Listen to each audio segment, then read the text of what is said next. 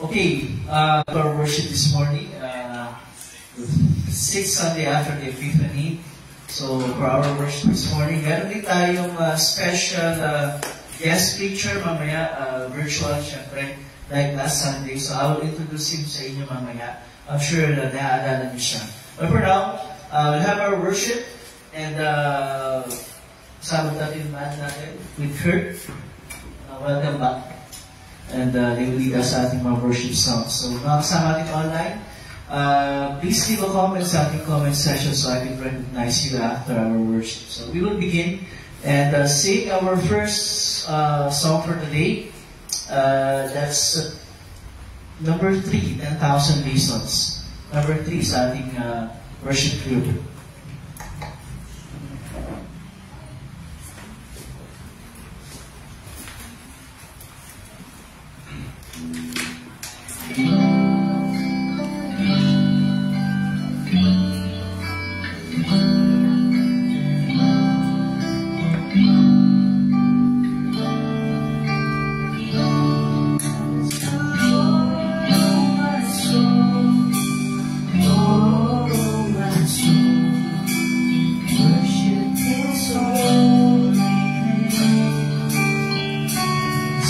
Like never before.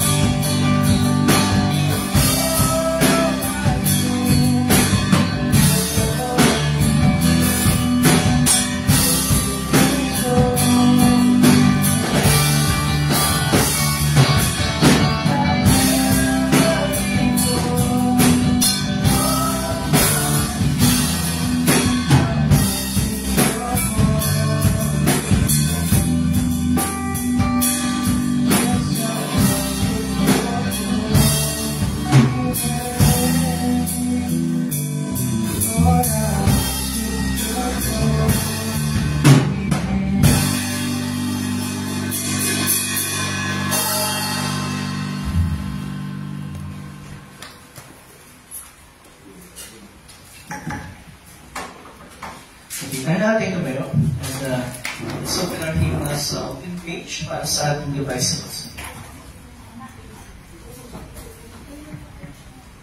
Sa pangalan ng Ama at ng Anak at ng Espiritu Santo. Amen. Mga minamahal sa Panginoon, lumapit tayo ng may tapat na puso at magpahayag ng ating kasalanan sa Diyos na ating Ama. At pumayo sa Kanya sa pangalan ng ating Panginoong Kristo upang tayo ay pagkalooban niya ng kapatawaran. Ang tulong natin ay nagmumula sa Panginoon. Na siyang lumikha ng langit at lupa. Aking sinabi, ipahayag ko ang aking pagsalangsang sa Panginoon. At iyong pinatawad ang aking mga kasalanan. Sabay-sabay natin ipahayag ang ating mga kasalanan. O Diyos, Ama, makapangyarihan sa lahat, Amang mahabagin, ako na isang kaawa-awa at abang makasalanan, ay nagpapahayag sa iyo ng lahat ng aking mga kasalanan at mga kasamaan. Na sa pamagitan ng mga ito, ikaw ay milipastahan ko sa isip, salita at sa gawa. At ako'y karapat-dapat na sa kaparusahan mo sa panahong ito at sa kaparusahan walang hanggan. Ngunit buong puso akong lumalapit at nagsisisi dahil sa mga ito. At dumadalangin ako sa iyo dahil sa walang hanggang kahabagan mo. At alang-alang sa banal, walang dungis, mapapait na pagtitiis at kamatayan ng iyong inibig na anak na si Jesucristo, na naging mahabagin at pagbiyaya ka nawa sa akin na isang abang makasalanan. At sa tulong ng Espiritu Santo ay palawakin ang aking kaalaman at maging masunurin sa iyong salita hanggang sa wakas. At sa iyong habag at biyaya ay magkaroon ako ng buhay na walang hanggan. Sa pamagitan ng Jesucristo na ating Panginoon. Amen. Ang Diyos, ang ating Ama sa langit, ay tunay nga mahabagin sa atin. Ibinigay niya ang kanyang bugtong na anak na si Jesus upang maging handog sa ipagpapatawad ng ating mga kasalanan. Kaya bilang tinawag na lingkod ni Kristo sa pamagitan ng kanyang utos, ay pinatatawag ko sa inyo ang lahat ng iyong mga kasalanan sa pangalan ng Ama at ng Anak at ng Espiritu Santo. Amen. Tayo na natin na tayo. Ang matuwid mong tuntunin habang aking tinatanong, buong puso magpupuri, pupurihin kitang lubos. Papalat ang mga taong malinis ang pamumuhay, kautusan ni Yahweh ang sinusunod araw-araw. Papalat ang sumusunod sa kanyang patakaran, buong puso naghahanap sa kanyang kalooban. Ibigay mo nga sa amin ang iyong mga utos, upang buong pagkisikap na ito'y aming masunod. Gayon ako umaasa magiging tapat, susundin ang iyong utos, susundin ang buong ingat. Ulitin natin ang luwalhati isama. Luwalhati isama at sa Anak at sa Espiritu, kung paano noong una, ngayon magpakailanman, walang hanggan. Amen. Panginoon, mahabag ka sa amin. Kristo, mahabag ka sa amin. Panginoon, mahabag ka sa amin.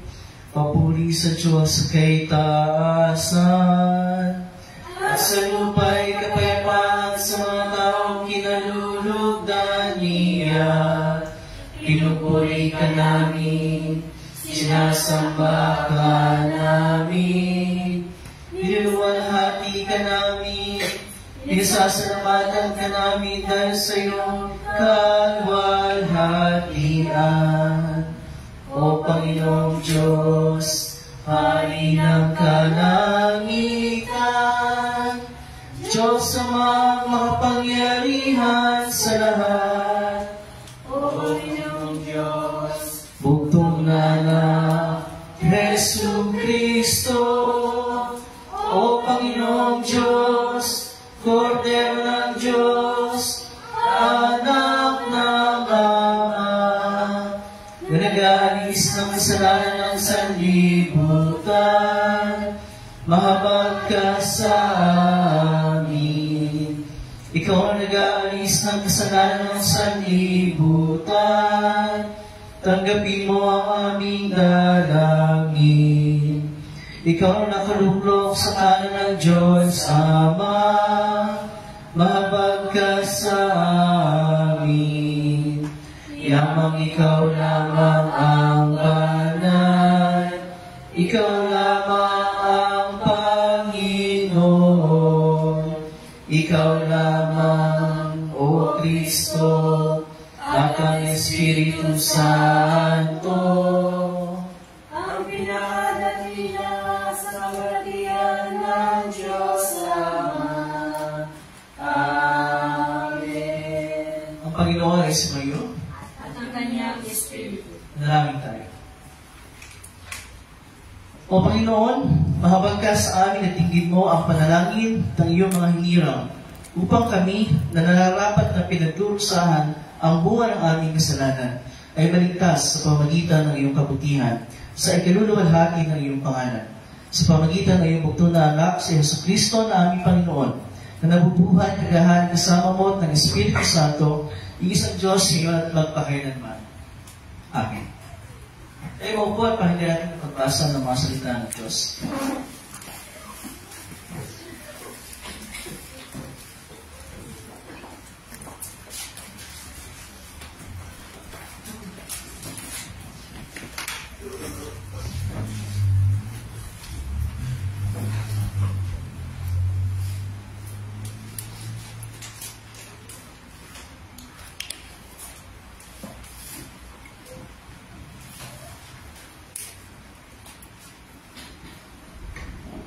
Ang unang pagbasa para sa linggong ito at buhat sa aklat ni Jeremias, chapter 15, verse 1 to 20. At ganito ang sinasabi. Kapahamakan para sa mga taga-Juda. Pagkatapos ay sinabi sa akin ni Yahweh, kahit na sino Moises at Samuel, ang makiusap sa harapan ko, hindi ko kahabagan kahit kunti ang mga taong ito. Paalisin mo sila. Ayoko na silang makita. Kapag itinanong nila sa iyo kung saan sila pupunta, sabihin mong itinakda na ang kanilang hantungan. Ang iba sa kanila ay mamamatay sa sakit. Masasawi naman sa digmaan ng iba. Ang iba'y sa matinding gutom at bibihagi na makakaaway ang iba. 4 na nakakapangilabot na parusa ang pinasya kong ipadala sa kanila. Sila ay mamamatay sa digmaan, lalapain ng mga aso ang kanilang mga bangkay. Kakainin ng mga buwitre ang kanilang laman at sisimutin ng mawawangis na hayop ang anumang matitira. Gagawin ko silang kahindik-hindik sa lahat ng tao sa buong daigdig dahil sa mga ginawa sa Jerusalem ni Manases na anak ni Hezekias noong siya'y hari sa Juda. Sino ang mahahabag sa inyo mga taga-Jerusalem? At sino ang malulungkot sa sinapit ninyo? Sino ang mga uukol ng panahon upang alamin ang inyong kalagayan? Ako'y kinakwil ninyong lahat. Kayo'y tumalikod sa akin, kaya pagbubuhatan ko kayo ng kamay at aking dudurugin, sapagkat hindi ko mapigilan ang puot ko sa inyo. Akong si Yahweh na nagsasalita. Kayo'y parang mga ipang itatahip ko at tatangayin kayo ng hangin sa buong lupain. Padadaanin ko kayo sa mga pagbigatian, kayo'y aking buksain, bayan ko. Sapagkat ayaw ninyong iwan ang inyong masamang gawa, mas marami pa ang magiging balo sa inyong kababaihan kaysa dami ng buhangin sa dagat. Lilipunin ko ang inyong mga kabataan, aking patatangasin ang kanilang mga ina, at biglang darating sa kanila ang dalamhati at takot. Ang ina'y mawawalan ng 7 anak na lalaki, ay mawawalan ng malay at hahabulin ang kanyang hininga. Para sa kanya, magdidilim ang dating maliwanag dahil sa malaking kahihiyan at pagkaramdam. Ang matitirang buhay ay papabayaan ko mamatay. Sa kamay ng kanilang mga kaaway, ako si Yahweh ang may sabi nito. Napakahirap ng kalagayan ko. Bakit pa ba ako isinilang sa daigdig na ito? Lagi akong may kaaway at kalaban sa buong lupain. Hindi ako nagpautang o kaya'y nangutang, gayon man, nilalait ako ng lahat. Yahweh, mangyari nawa ang kanilang mga sumpa sa akin. Kung hindi kita pinagtingkuran, mabuti, at kung hindi ako nakiusap sa iyo para sa aking mga kaaway, na sila'y naghihirap at naliligalig. Walang makakabati sa bakal, lalo na kung ang bakal ay mula sa dagat, sapagkat ito'y hinaluan ng tanso. Na sinabi sa aking Yahweh, o kayaan kong agawin ng mga kaaway ang mga kayamanan at ari-arian ng aking bayan bilang parusa sa mga kasalanan kanilang nagawa sa buong lupain, ay sila'y magiging mga alipin ng kanilang kaaway. Sa isang lupain hindi nila alam, sapagkat ang puot ko'y parang apoy na hindi mamamatay ng pakailanman. Sinabi naman ni Jeremias, Yahweh, ikaw ang nakakaalam ng lahat. Alalahanin mo, ako't tulungan.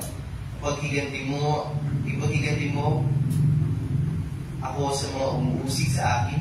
Huwag kang papalay sa kanila at baka ako'y kanilang patayin.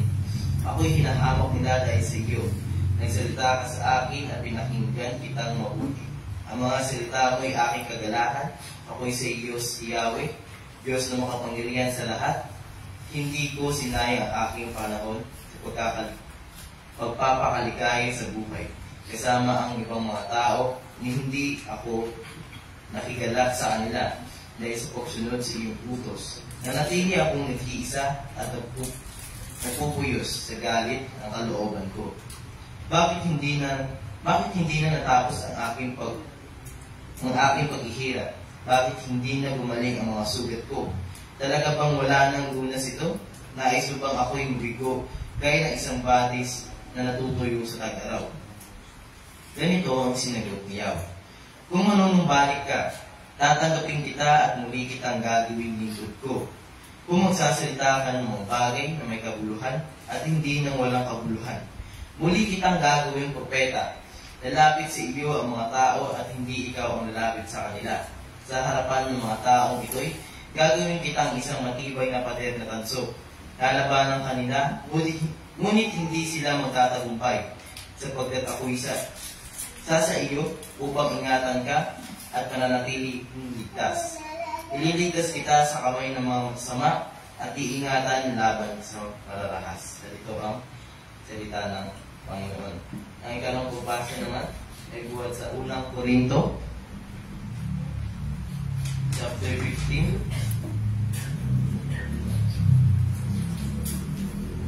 verse 1 to 20.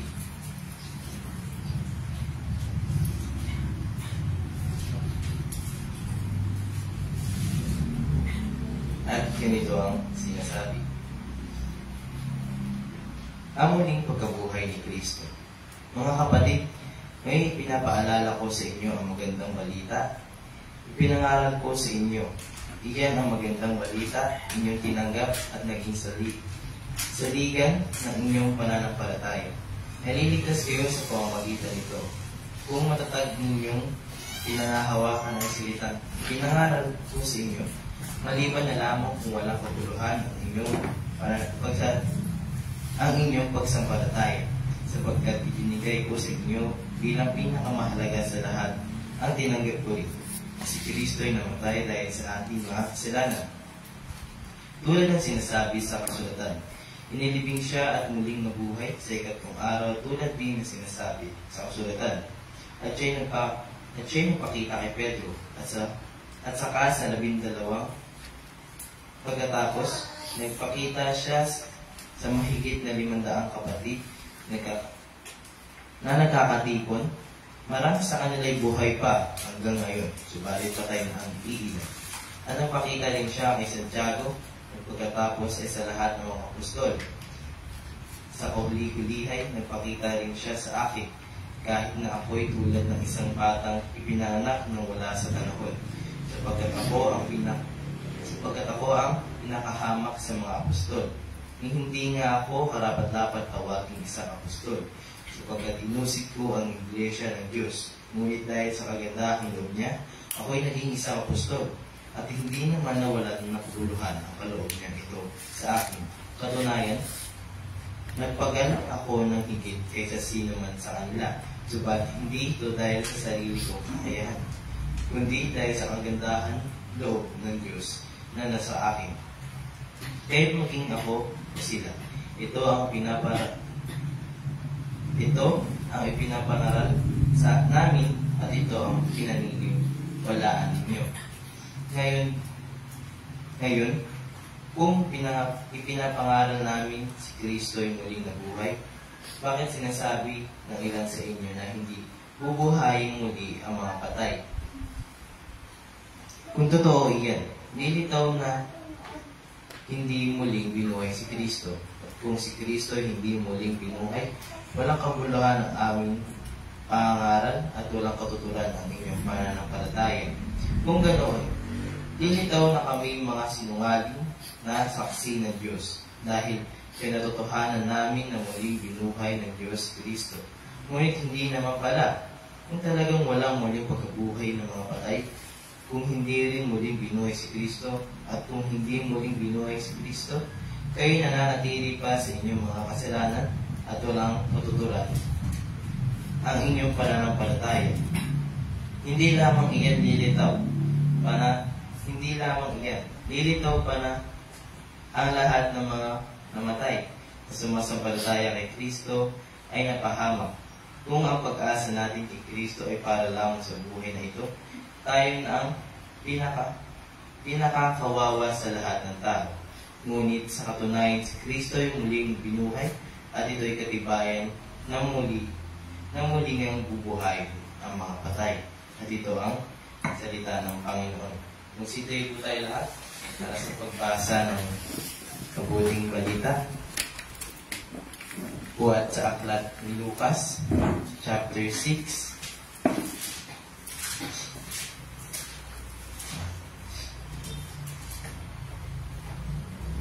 Verse 17 to 26. At ganito ang sinasabi. Nagturo at nagpagaling si Jesus. Ang baba ni Jesus kasama ang mga apostol, nadatnan nila sa isang patag na lugar ang marami sa kanyang mga alagad, kasama ang napakaraming tao buhat sa Judea, Jerusalem at mga bayan sa baybaying dagat ng Tiro at Sidon. Pumaroon sila upang makinig at mapagaling sa kanilang mga karamdaman. Pinagaling nga sila ni Jesus, pati na rin ang mga pinapahirap ng masamang espiritu. Sinisikap ng lahat ng may sakit na mahawakan man lamang sa kanya, sapagkat may kapangyarihang nanggagaling sa kanya na nagpapagaling sa lahat. Tumingin si Kristo sa mga alagad at sinabi, Pinagpala kayo mga dukha, sapagkat sa inyo ang kaharian ng Diyos. Pinagpala kayong mga nagugutom ngayon, sapagkat kayo'y bubusugin. Pinagpala kayong mga tumatangis ngayon, sapagkat kayo'y magsisitawa. Pinagpala kayo kung dahil sa inyong pagsunod sa anak ng tao, ay kinapopuotan kayo, ipinagtatabuyan at nilalait ng mga tao, at pinapantahan kayo ay masama. Magala kayo at lumukso sa tuwa kung gayon ang mangyari sa inyo, sapagkat malaki ang inyong katimpala sa langit. Gayon din ang ginawa ng kanilang mga ninuno sa mga propeta. Ngunit kahabag-habag kayong mga mayayaman ngayon, sapagkat natamasa na ninyo ang kaginhawaan. Kahabag-habag kayong mga busog ngayon, sapagkat kayo'y magugutom. Kahabag-habag kayong mga tumatawa ngayon, sapagkat kayo'y magdadalamhati at magdisitangis. Kahabag-habag kayo kung kayo'y pinupuri ng lahat ng tao, sapagkat gayon din ang ginawa ng kanilang mga ninuno sa mga huwad at propeta. At ito ang salita ng Panginoon. Manatili po tayo nakatayo. Sabay-sabay po natin ipahayag ang pananampalatayang Kristiyano na Credo Niceno sa Panginawal. Sabay-sabay po tayo.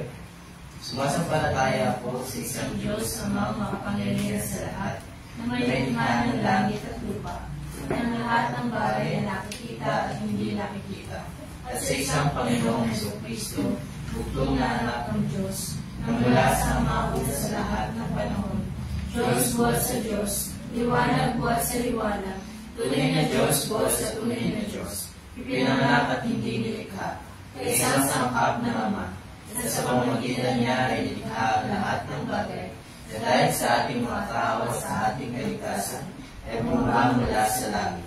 At nagkatawang tao sa pamamagitan ng Espiritu Santo kay Birheng Maria, at naging tao, nagpakasakit tayo sa atin sa panahon ni Poncio Pilato, ipinako sa krus ng matay at hinilid. Ikatlong araw ng buhay na muli sa ayon sa kasulatan, umakyat sa langit, at nakalungkot sa kanan ng Ama. At siya ay babalik ng muli na may kalatigan, upang hukuman ng mabuhay ang mga patay. At ang harian niya ay walang hanggan. At sumasampalataya ako sa Espiritu Santo, ang Panginoon at tagapagbigay buhay, na nagmumula sa Ama at sa Anak, na sinasamba at niluluhati kasama ng Ama at Anak, na nasalita sa pamamagitan ng mga propeta. At sumasampalataya ako sa isang banal, Kristiyano at Katolikang Iglesia. Naniniwala ako sa isang binya, sa pagpapatawad ng mga kasalanan, at umaasa ako sa pagkabuhay na muli ng mga patay, at sa buhay ng panahong darating. Amen. Magsipon po tayo lahat. At sa page 33, kakatayin na po natin kung ay dito siya.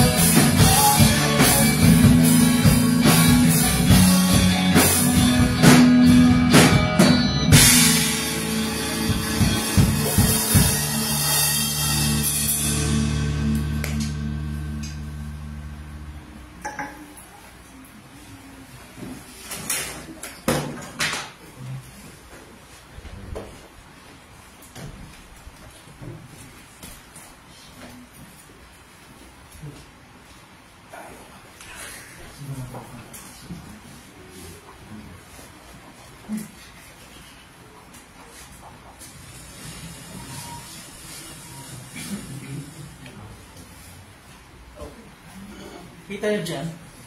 Kita niyo?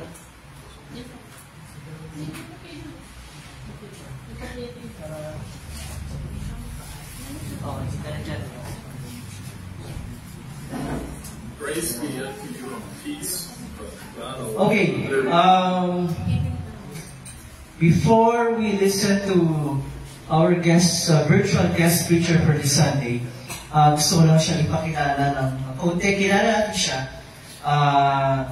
Aking guest preacher for today is Pastor Greg Bai. Kung natatandaan siya, si Pastor Greg Bai. Siya yung kauna-unahang representative ng church natin sa US. We also discussed Evangelical Lutheran Synod na nakausap ko. Kauna-unahan namin face-to-face meeting was in Feb 2014. And then 3 or 4 times siya nakabalik dito. If you would remember, there was one time na nag-preach sa atin na nandun pa tayo sa kabila. Doon sa baso natin sa bayan. So he was very instrumental para mabuo yung ating relationship with the church in the US. Kaya we're forever grateful sa kanya sa mga efforts na pinaunahan niya sa makakapagsimula tayo ng ministry sa ating ngayon sa ginagawa natin. So Pastor Greg Bai, ang ating guest speaker for this Sunday. And listen carefully sa mga sasabihin niya dahil katuladasan din may konting mga tanong pagkatapos ng preach. Okay, so and from our Lord and Savior, Jesus. Grace be unto you and peace from God our Father and from our Lord and Savior, Jesus Christ. Dear members of Lawn Gospel Lutheran Church, Philippines, I vividly remember the first time I met with Pastor Elvin de Guzman. It was February 2014. I had flown in from Indonesia and was staying at a small hotel near the airport in Manila. I think that trip maybe had taken me about 4 hours. Pastor, together with his wife and son, had traveled down from Novaliches to the hotel, and that trip took them about 2 hours. And as I was to learn from personal experience, Manila is really a very sprawling metropolitan area, and traffic can be pretty intense at times. Second thing I remember is how Pastor told me a little bit about his history and how he had searched the internet for a denomination, a Lutheran denomination, that was truly evangelical and confessional, and that was based solely and completely on the Bible as the inerrant and inspired Word of God. Third thing was his commitment to that sound confessional Lutheranism, together with a desire to share that pure Word of God with the people of the Philippines. And that reminds me then of the name that you have chosen for yourself, Lawn Gospel Lutheran Church. The church that, like your pastor, is committed to the pure Word of God. The church that was founded by God's grace 10 years ago. And as a church, during these 10 years, you've made a commitment and remained true to the commitment to proclaim all of God's Word in its truth and purity. And that's something that can be seen, for example, if you go to Yellow Pages Philippines on the internet and type in Lawn Gospel Lutheran Church. This is a post that comes up. We are an autonomous Filipino Lutheran congregation. We are committed to reaching the unchurched with the good news of forgiveness and salvation by God's grace alone, through faith alone, in Christ alone, as taught in the Scriptures alone. And in keeping with that mission statement, the Word of God I've chosen for this year, 10-year anniversary, is taken from St. Peter's second letter, chapter 3, verse 18, where we read, "Grow in the grace and knowledge of our Lord and Savior Jesus Christ. To Him be the glory, both now and forever. Amen." Summarize my encouragement to you during this your anniversary year is to remember the grace of God that He's poured out upon you over this past decade, and to keep on doing what you have been doing. My dear brothers and sisters in Christ, grow and keep on growing in the grace and knowledge of our Lord and Savior Jesus Christ, and share your Savior's love. Grow in grace and knowledge as you share the Savior's love. As Christians, we refer to God as the triune God, because in the Bible, He reveals Himself to us mysteriously, miraculously, as one divine being, one God, yet three distinct persons, Father, Son, and Holy Spirit. As stated in the Athanasian Creed, we worship one God in Trinity and Trinity in unity, without mixing the persons or dividing the divine being. So when St. Peter writes, "Grow in the grace and knowledge of our Lord and Savior Jesus Christ," he is in essence telling us to grow in God's grace. To grow in God's grace and in the Lord's knowledge. What then does it mean to grow in the grace of God? Grace, well, that's one of those words that we use all the time. We hear it. We sing hymns about it. It's the word that begins the apostolic benediction when we hear the grace of our Lord Jesus Christ. Some Christian couples, like my wife and myself, we have a daughter named Grace. But what is this grace that God wants us to grow in? If we look to Luther's Catechism, the one that has often been used to teach students in confirmation class, we can read this definition. Grace is God's undeserved love that provides free forgiveness of sins and salvation for all people. And quoting then another Bible commentator, growing in grace then is increasing in the conviction that we possess the undeserved love of God in Christ Jesus, that we are credited with His holiness and are beneficiaries of His sacrificial death on the cross, and that our inheritance is awaiting us in heaven. But that's what grace is. But how do we grow in that grace of God? Peter shows us here by connecting that statement to grow in the grace of God by adding, grow in the knowledge of our Lord and Savior, Jesus Christ. How do we grow in the knowledge of our Lord and Savior, Jesus Christ, so that we, in essence, then are growing in the grace of God? St. Paul reminded Timothy, his younger colleague and brother in Christ, "As for you, continue in the things you have learned and about which you have become convinced. You know from whom you learned them, and that from infancy you have known the Holy Scriptures, which are able to make you wise for salvation through faith in Christ Jesus. The Holy Scriptures, which are able to make you wise for salvation.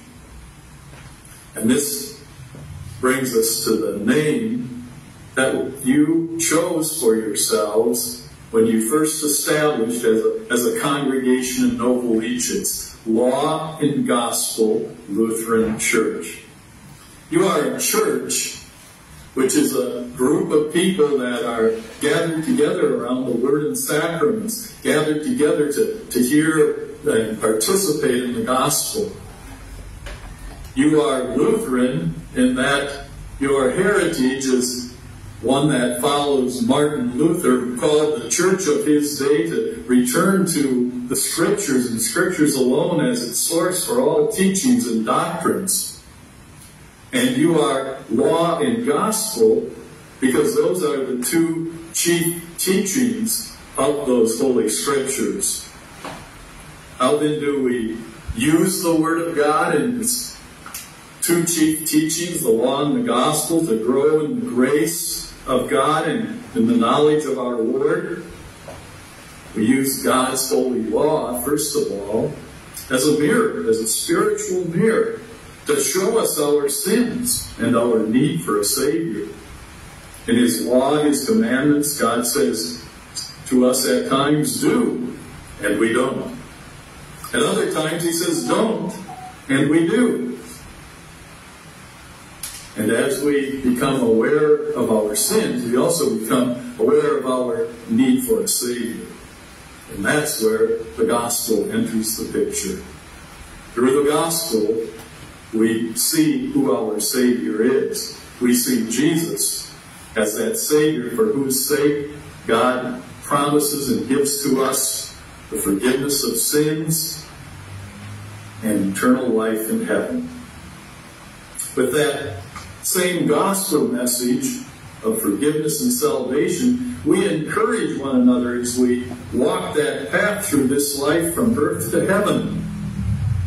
Encouraging one another with that good news that we have a God who loves us and cares about us and is concerned about us. And motivated by that gospel message, we then turn back to the law, not this time as a mirror, but as a guide for holy Christian living, to help us, as the Bible says, produce fruits in keeping with repentance. How then do we grow in the grace of God and in the knowledge of our Lord and Savior Jesus Christ? We do so by properly proclaiming and applying the whole counsel of God, the law and the gospel, to ourselves. But our Savior Jesus also wants us to reach out to others with the same law and gospel. Reach out in ever widening circles. And this brings us to our second point as we look at these words from St. Peter. St. Peter again wrote, "Grow in the grace and knowledge of our Lord and Savior Jesus Christ." And then he adds, "To Him be the glory, both now and forever. Amen." How do we glorify God? Ultimately, we do so with every thought, word, and action of our lives as Christians that are in keeping with God's will for us. St. Paul says, whether you eat or drink or whatever you do it all for the glory of God. And this certainly includes doing all that we can in every way to share the Savior's love. How do we share our Savior's love? Well, practically speaking, one way to do that is by helping all those around us who are in need. When a member of the congregation, for example, is ill, we will pray for that person. When another member of the congregation passes away, when God calls them from this life to heaven, we'll comfort the family with the gospel. But in both those instances, we might say, oh, let's take some food over to the family, make them a meal, just to help them out a little bit during this difficult time. Similarly, we'll always be ready and willing to help out other people outside our church, in the community, as we see people struggling, maybe suffering from some sort of difficulty, or maybe even a disaster of some sort. Reaching out to them with physical aid. We remember that Jesus said to us in the Bible, "Let your light shine before men, that they may see your good deeds and praise your Father in heaven." And such acts of love also follow the guidance of St. Paul, who wrote, "As we have opportunity, let us do good to all people, especially to those who belong to the family of believers." But there is a need that all people have that goes way beyond and is far deeper than any earthly physical need. Need for the necessities of this life. That need is seen in this question that Jesus asked his disciples. What good will it be for a man if he gains the whole world, yet forfeits his soul? There is only one way that sinful souls, ours included, can be saved from the punishment of eternal death in hell that we deserve because of our sin and disobedience towards God in our thoughts, in our words, and our actions. That all those things that we think, say, or do that don't always conform with God's will, His law, His commandments. What is our solution to this human predicament? Well, you know the answer. Jesus said, God so loved the world that He gave His one and only Son, that whoever believes in Him will not perish, but will have eternal life. This is the central truth that God proclaims in the Bible's gospel message. And we bring glory to God our Savior when we do all that we can to share the Savior's love with all people everywhere. By doing all that we can do to spread the gospel.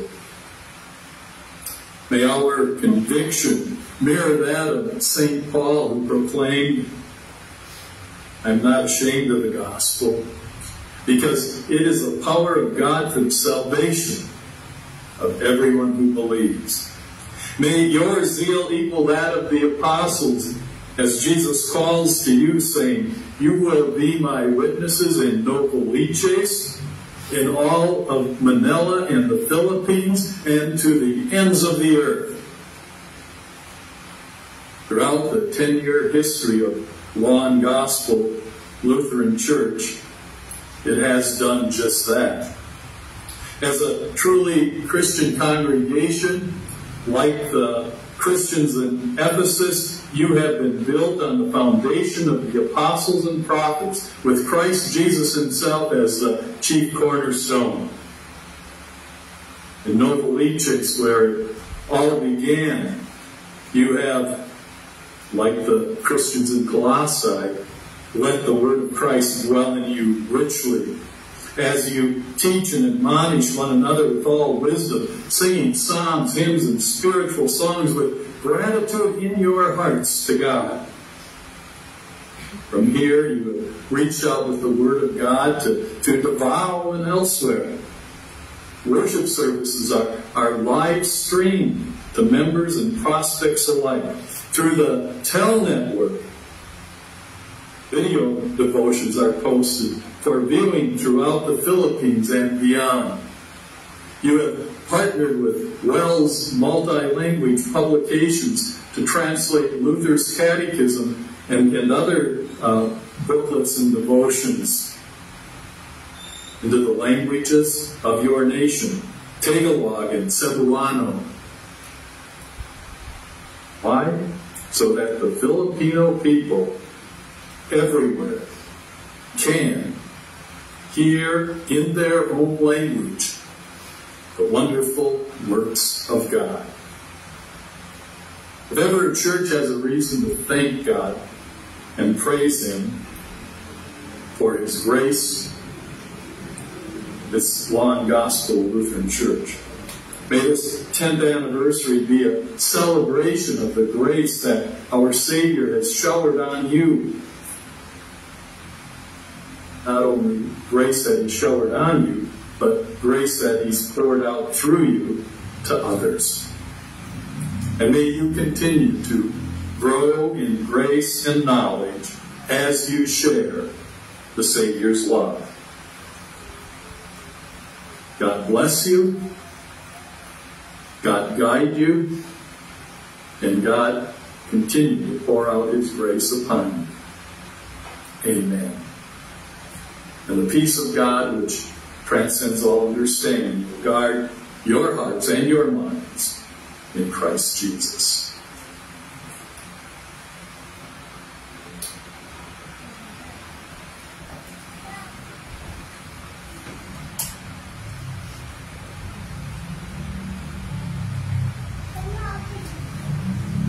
Okay, so narinig natin. First, we'd like to thank Pastor Greg Vai for preparing that message. Si Pastor Greg Vai ay retired na ngayon.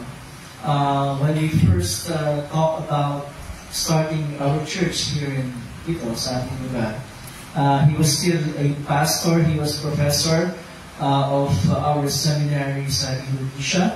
Pero he has already retired. Pero although he is retired, nagsiserve pa rin siya.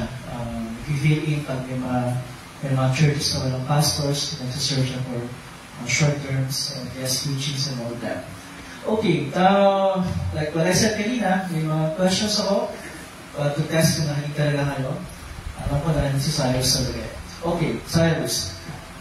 Ano yung ginamit na Bible verse ni Pastor Greg Vai para sa kanyang sermon?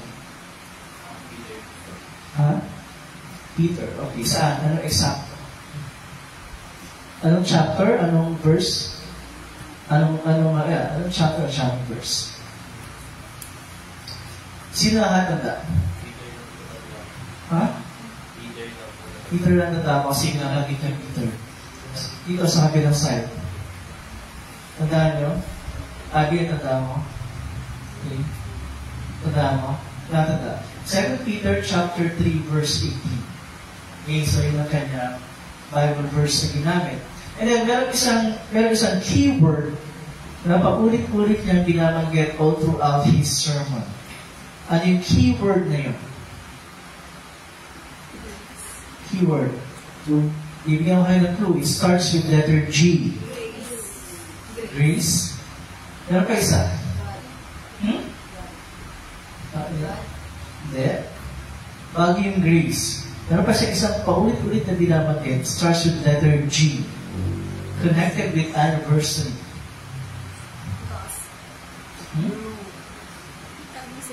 Sabi? Gospel. Grow. Okay, grow. Yun yung keyword dun sa kanyang sermon. Grow. Mas Tagalog yun. Lumago. Okay? Kaya sabi ko connected sa anniversaries. Siyempre, it is the normal process kahit saan yan, kahit sa tao o kahit sa pamang bagay na nag-grow, di ba? Habang nagpo-progress yung panahon. So, katulad natin, nung tayo mga sanggol, of course, kung 3-year-old tayo, we would expect a 3-year-old na mag-a-act like a 3-year-old, di ba? Hindi mo siya expect na mag-act like a 10-year-old. Tapos kung naging 10-year-old na siya, you would expect na mag-a-act siya as a 10-year-old, hindi as a 3-year-old. Diba? Dahil habang nagdadagdagan ang edad niya, naging teen na siya, you would expect na mag-a-act siya as a teen, hindi as a 10-year-old. Diba? And so forth and so on. Pag naging adult, you would expect na mag-a-act as an adult, hindi bilang bata. So, nag-grow. Ganun din yung church. Nag-grow din tayo. Hindi lang sa numbers, pero yung binanggit na dalawang bagay. We grow in, ano yung binanggit na kanina? Grace. Diba? Grow in grace. Diba? Okay, so ano ba yung grace? Binabanggit? Ano yung grace? Ang ibig sabihin ng grace ay yung pag-ibig ng Diyos sa atin na kanyang pinakita sa pamagitan ng ating Panginoong Jesus. That is the grace of God. Yun ang binabanggit sa Biblia. And another thing that we should grow on, or grow about, grow in the knowledge of the Lord. Ano ba yung knowledge of the Lord? Knowledge of the Lord really means not only knowing Him as our Lord and Savior, hindi knowing ourselves. Hindi ba nakikilala yung sarili natin bilang mga makasalanan? Kasi hindi natin makikilala ang Panginoon bilang Savior unless nakilala natin yung sarili natin bilang mga sinners. Di ba? Kapag wala kang masakit, kakailangan mo ba ng doktor? Walang gamot? Hindi. But the only time that you would recognize your need for a doctor or for medicine, pag kinilala mo may sakit ka. Same thing with us. The only time that we recognize our need for a Savior is when we recognize that we are sinners. At paano natin makikilala yung sarili natin bilang mga sinners?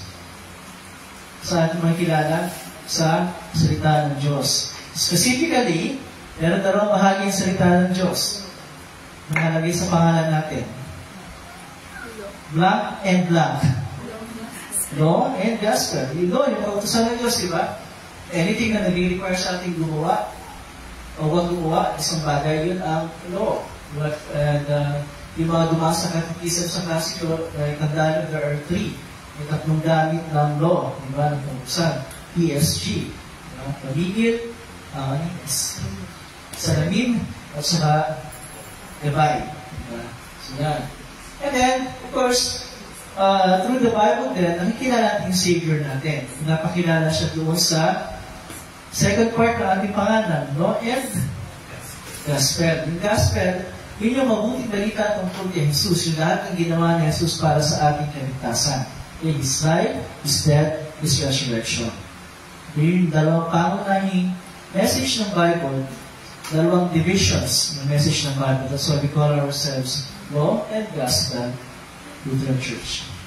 So, in-encourage na sa atin ni Pastor Bay na we continue to grow in the grace and knowledge of our Lord and Savior, Jesus Christ. Okay? Now, we will continue our worship. Last Sunday, may nakalimutan na akong gawin sa worship. Ninapis sa ating prayer. So, bago tayo pumunta sa prayer natin, syempre, let's gather our offerings first. Alright.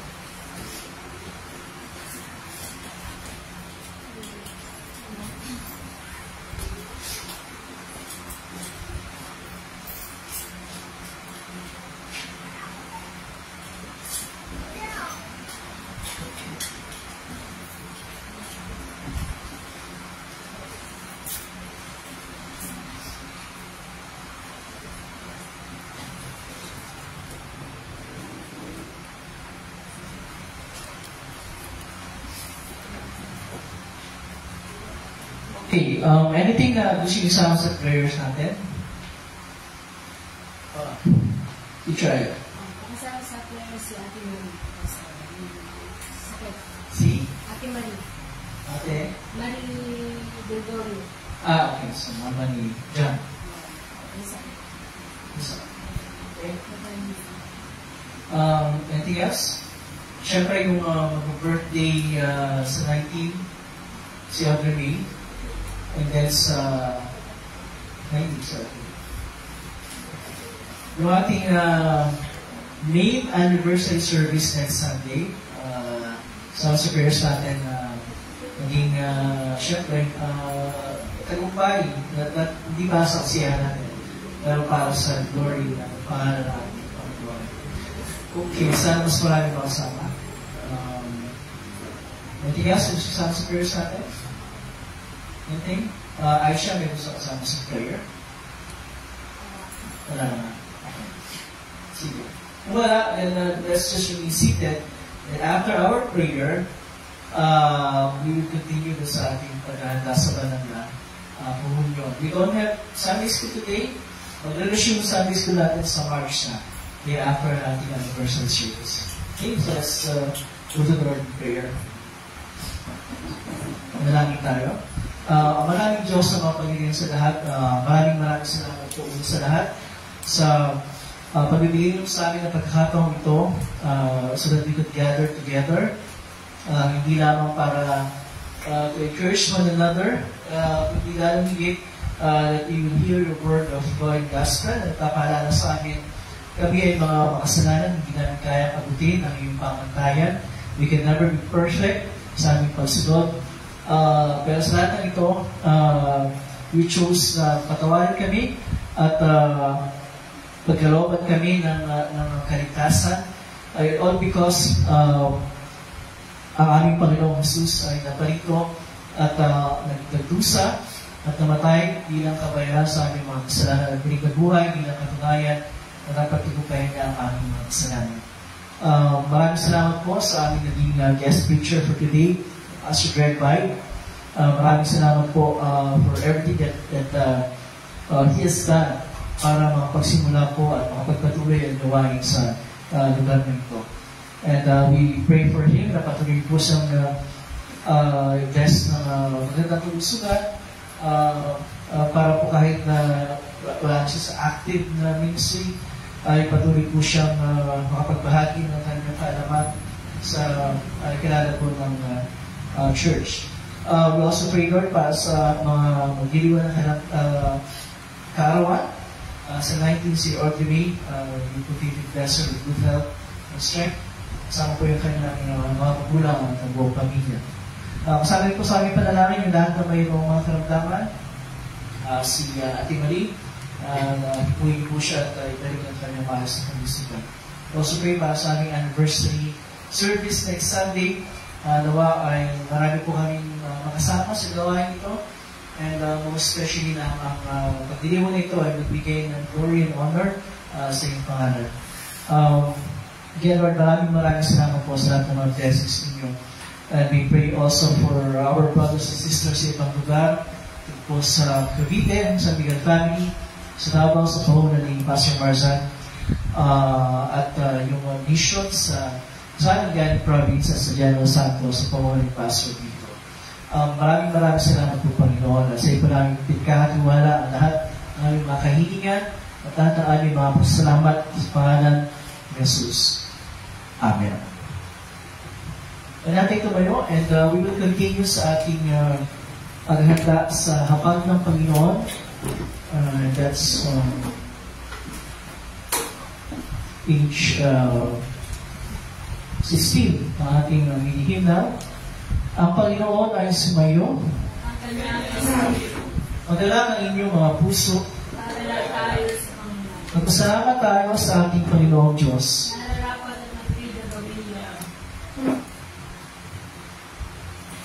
O Panginoon, amang banal, makapangyarihan, walang hanggang Diyos. Ngunit ang marapat, matuwid at kapuri-puri, na kami ay dapat pasalamat sa iyo sa lahat ng panahon, sa lahat ng tako. At ngayon, ikaw nga ay aming pinupuri, na iyong pinagkaloob sa amin ang iyong buktong na anak, at sa kanya na nasumpungan ang iyong tao, iyong pinahayag ang kaganapan ng iyong kalwalatian. Kaya kasama ng mga anghel at mga kanghel, at ang buong buo ng langit, aming pinupuri at tinadakila ang malulhati mong pangalan, laging pinupuri ka at sinasabi, Banal, banal, banal, Diyos na Panginoon ng mga hukbo, ang langit at ang lupa ay puno ng iyong kalwalhatian. Hosana, Hosana, Hosana sa kaitaasan. Purihin nawa siya, purihin nawa siya, purihin nawa siya na kumakayo sa pangalan ng Panginoon. Hosana, Hosana, Hosana sa kaitaasan. Uwiin natin ang Ama namin. Ama namin nasa langit, sambahin ang ngalan mo. Ikaw nawa ang maghari sa amin. Sundin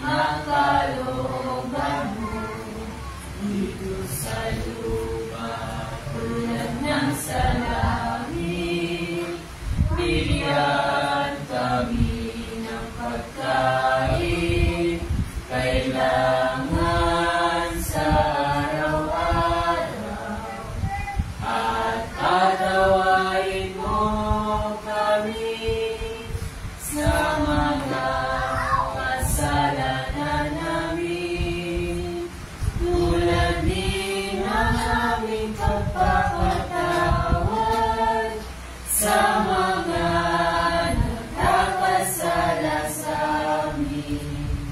At huwag mo kaming ihatid sa tukso, at iligtas mo kami sa masama, pagkat sa'yo ang kaharian at ang kapangyarihan at ang kalwalhatian magpakailanman. Amen. Amen. Ang ating Panginoong Jesucristo magiging siya'y pagkalulo ay tumakot ng tinapay. Pagkatapos, magpasalamat sa Diyos, ito'y pinagpira-piraso at bigay sa mga nagan na sinasabing, kunin niyo ito, kanin, ito ang aking katawan ay binibigay para sa inyo. Gawin ito bilang pag-alaala sa akin. Sa ganitong paraan, hinawakan niya ang saro. Pagkatapos, mapag-apunan at magpasalamat na siya sa Diyos, ay binigay niya sa kanila na sinasabi, uminom kayong lahat ito, sapagkat ito ang dugo ng tipan. Ang aking dugo na nabubuhos tayo sa marami, sa ipagpapatawad ng mga kasalanan. Gawin ito sa inom kayo nito bilang pag-alaala sa akin. Ang kapayapaan ng Panginoon ay laging sumayo. Amen. O Kristo, ikaw ang Kordero ng Diyos, na nag-alis ng kasalanan ng sanlibutan. Mabag ka sa amin. O Kristo, ikaw ang Kordero ng Diyos, nag-alis ng kasalanan ng sanlibutan. Mabag ka sa amin. O Kristo, ikaw ang Kordero ng Diyos, nag-alis ng kasalanan ng sanlibutan. Ipagkaloob mo sa amin ang iyong kapayapaan.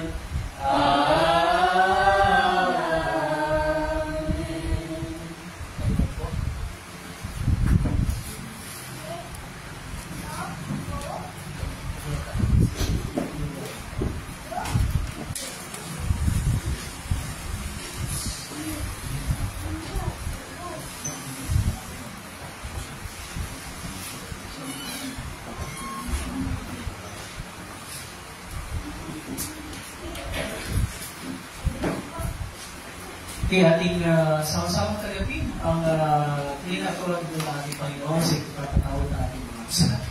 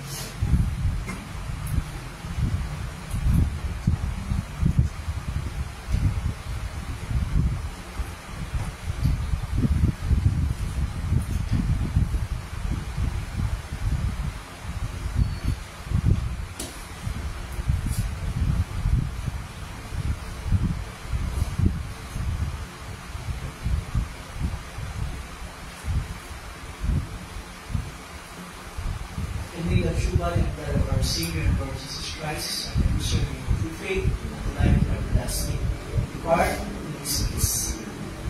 Amen.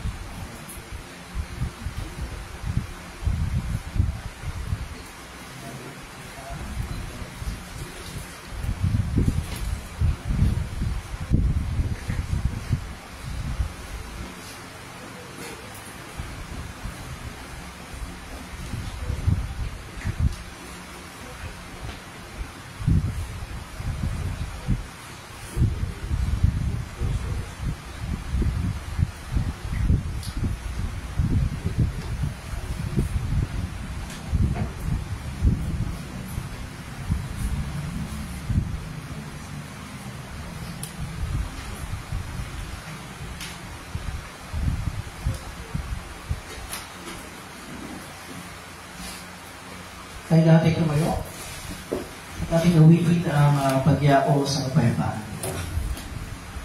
Panginoon, nilayan ng lingkod ay pumanaw sa kapayapaan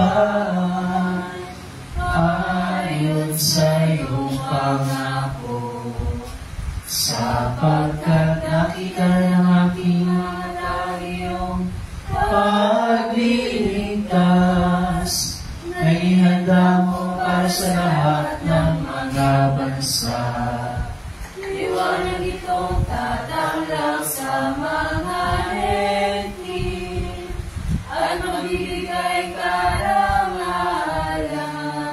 sa iyong bayang Israel. Luwal at isama at sana at sa Espiritu. Panulong mo na ngayon magpakailanman, walang hanggan. Amen. Papasalamatan natin ang Panginoong Diyos sapagkat siya ay mabuti. At ang kanyang pag-ibig ay pangwalang hanggan at mananatili. Isasalamatan ka namin, Diyos na mapangyarihan sa lahat, sapagkat pinaginhawa mo kami sa pamagitan ng sakramentong ito. Inialalanin namin sa pamagitan ng kaloob nito, ay palakasin mo ang aming pananampalataya sa iyo, at paningasin mo ang aming pag-ibig sa isa't isa. Alang-alang kay Jesucristo ang aming Panginoon, na nabubuhay, naghahari kasama mo at ng Espiritu Santo, isang Diyos ngayon at magpakailanman.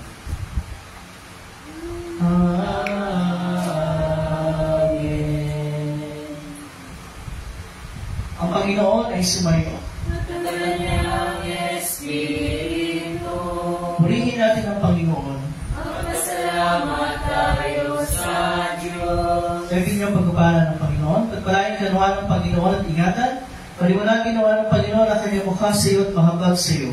Ilingap nawa ng Panginoon ang kanyang mukha sa iyo at bigyan ka ng kapayapaan. Amen. Amen. Amen. I hope we will sing our closing hymn. Alam ko, ito yung kanta nasa puso natin lahat. At ang title nito ay Here I Am to Worship. I have very limited copies, and I'm sure kabisado yung lahat ito. Here I Am to Worship.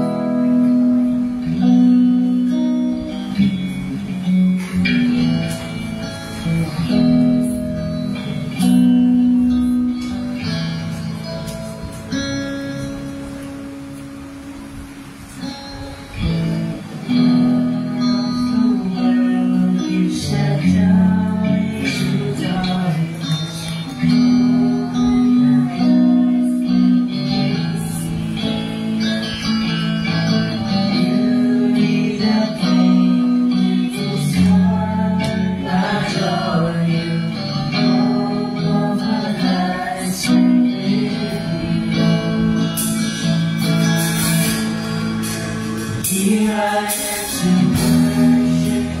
Here I am to bow down.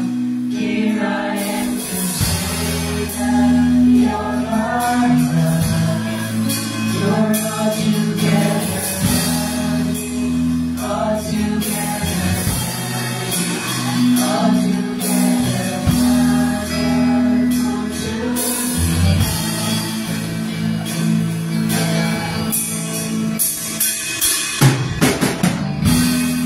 wonderful to me.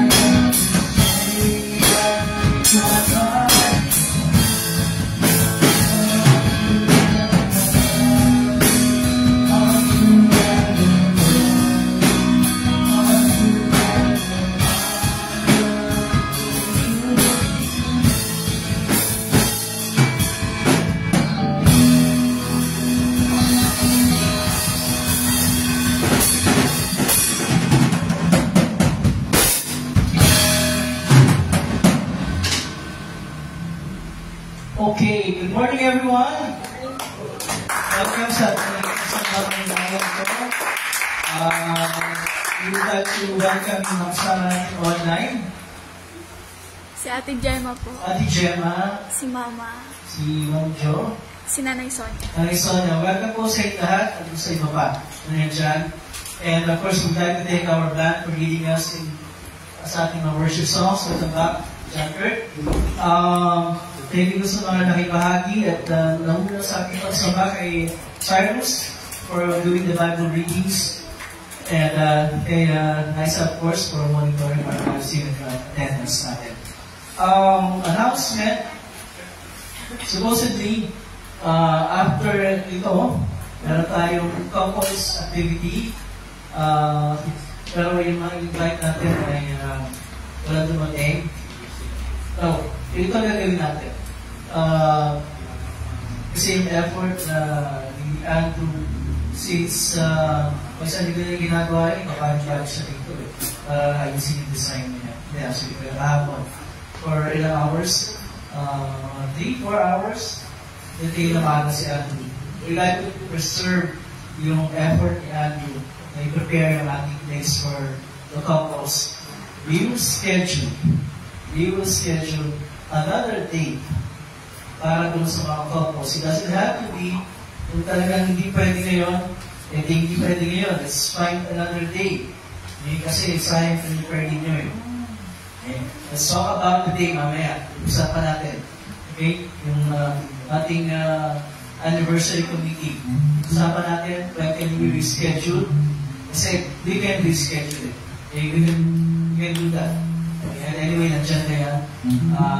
I-preserve natin yan. Huwag natin papagano'n yan. And then we will find another day. Kaya pag-usapan natin, ha? Parang isa yan. And then, of course, next Sunday is our main anniversary service. Gusto mga nakikinig sa atin online. Ang ating anniversary service would be held sa Millennia Resto Bar in Marikina City. So the reason why doon tayo, kasi yung mga nakikinig online, kasi we like to find a place na malawak, na makagalaw tayo ng ayos, and the band can play conveniently, and so yun yung pinaka-best place na nakita natin. So we'll be there. Ang gagawin natin, of course, we will rent ng sasakyan para makapunta tayo ng lahat. Yung van and the others na mauna doon, meron tayo ng van na magagamit. And ang call time ng mga mauna doon ay what time? 6:30 dito. 6:30 dito. Lahat ng mga mauna doon sa Millennia na punta. So I would assume yung van yan, together with yung mga kailangan para mag-set up na nila mga rules, diba? So 6:30, ang call time natin dun sa mga mauna. 6:30 pag wala kayo 6:30, may iwan kayo. Hindi kami pwede mag-ibay sa inyo. Okay? Klaro? Alam lang, sino na lang sa to? Alam lang, sino ka? Iiwanan ka tayo na namin, ha? Pagka wala ng 6:30 dito, kailangan pauna yung mga dapat mauna dito. Kaya yung pwedeng sacrifice siya para makita yung sa mga rin, ha? And then, yung mga hindi kasama doon sa advance party, anong call time yung siya rin? Ha? 7. So yung mga hindi kasama sa advance party, 7 ang call time. Dito din, ang ating meeting place, ang setting place natin dito. And 7 o'clock na natin din, ha?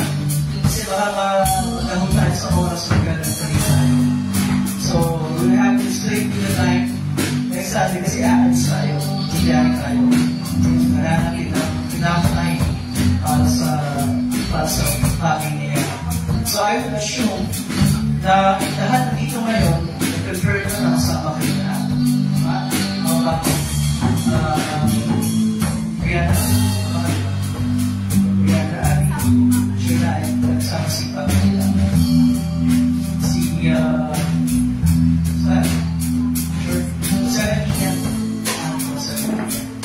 And si Cyrus, sa mga papa ko, very good. Sa ating sama ko, party na advance party. Party na advance party. Noong kasi wala ko.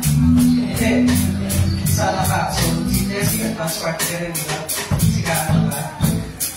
Brian, isa pa rin picture ahead, ha? Promise ka na picture ahead sa sama ka. Masama rin picture ahead. Jenny, makasama ka ba? Sure ka? Makasama ka? Okay.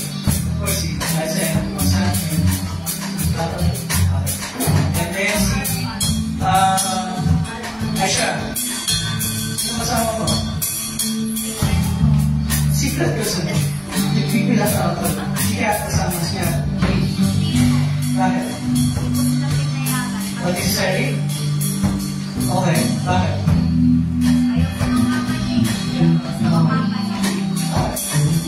And then si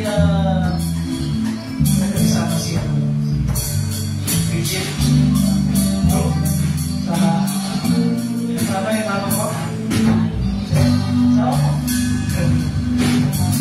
okay, so sabay natin ito mag-first tayo so that's it.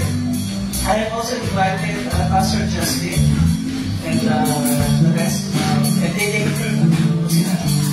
So nag-confirm sa si Pastor Justin at sa sila Mike and they will be here sa ating 10th anniversary sa Millennia. Anything else na i-announce ko?